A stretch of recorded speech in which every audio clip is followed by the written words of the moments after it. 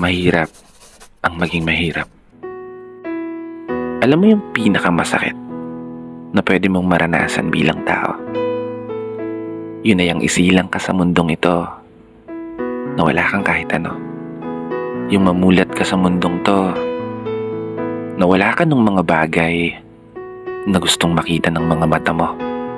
Mga bagay na taglay ng iba. Masaganang buhay na meron ng iba. Na di kaya mo. Na pagkasilang nila, agad na nilang natatamo.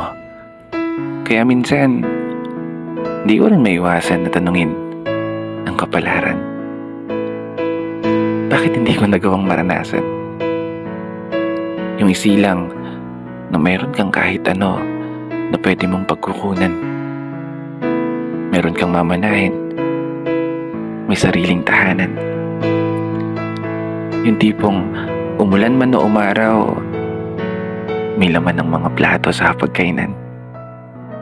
Pagkakataon na makapag-aral, nang hindi ka na nahihirapan, makapagtapos at magkaroon ng maayos na trabaho na siyang isusugal para sa magandang kinabukasan. Oo, mahirap maging mahirap. Pero nagpapasalamat pa rin ako. Dahil sa likod ng kinamulatan kong kahirapan, ay meron akong mga magulang na patuloy na nagsusumikap. Mga magulang na ginawa na ang lahat, maibigay lang yung maayos na buhay na palagi kong hinahanap. Oo, mahirap maging mahirap. Mahirap umasenso. Mahirap mangarap. Mahirap magtagumpay.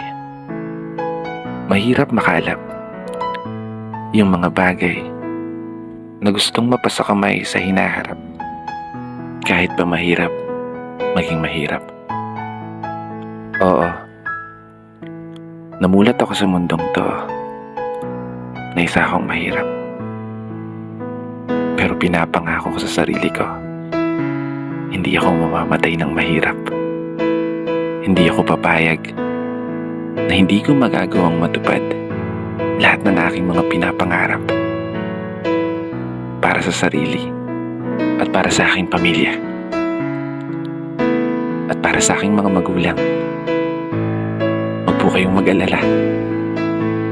Ipapanalo to ng anak nyo. Papaguhin ko yung takbo ng kapalaran na meron tayo. Manood lang kayo dyan. Hindi ko to ipapatalo. Dito na nagtatapos. Naiiyak ako. Kaya isang pagpupugay para sa lahat ng mga tao na patuloy sumasabay sa hamon ng buhay. Ako nga po pala si Brother Matt at ito ang aking munting tula. Sana nagustuhan nyo.